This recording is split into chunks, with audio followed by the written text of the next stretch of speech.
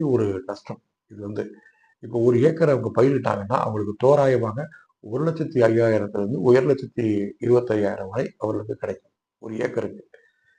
அந்த 1 ஏக்கருக்கு வந்து அவங்க ஒரு 4 ஏக்கர், 5 ஏக்கர் பதிஞ்சிருக்கிறாங்கன்னா, 1 ஏக்கருக்கு ஒரு ரூ. 30,000 செலவு பண்ணியிருப்பாங்க. அப்புறம் ரூ. 1,50,000 ரூ. 2,00,000 போட்டிருக்காங்கன்னா, அந்த போட்ட பணம் வரலைன்னா அவங்களுக்கு எவ்வளவு கஷ்டமா இருக்கும். நான் கம்மியா சொல்றேன். சரிங்களா? அந்த ஆதார விலையை குடுக்கிறது மத்திய அரசாங்கம். இது யார் செய்த தவறு?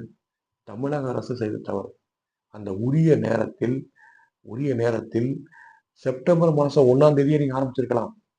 கிட்டத்தட்ட இன்னைக்கு தேதி கிட்டத்தட்ட வந்து 1 1/2 மாசம் ஆச்சு. 2 மாசம் ஆகப்போகுது.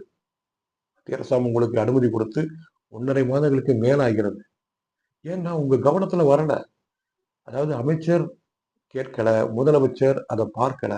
முதலமைச்சருக்கு பைசன் படத்துக்கு போய் படத்தை பார்த்துவிட்டு ரிவ்யூ சொல்றதுக்கு அவருக்கு நேரம் இருக்கிறது. இந்த விவசாயிகளுடைய அந்த நெல்மணிகளை கொள்முதல் செய்தாகிவிட்டதா? அது என்ன ஸ்டேஜ்ல இருக்குது? அப்படின்னு பார்க்கறதுக்கு அவருக்கு யாரும் அவருடைய நாலேட்ஜுக்கு கொண்டு வரல அப்படின்றது தெரிய வருது. தவறுதான்.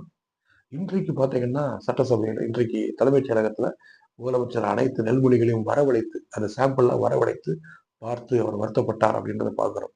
இப்ப வருத்தப்பட்டு என்ன பிரயோஜனம்? எவ்வளவு பெரிய ஒரு லாஸ்.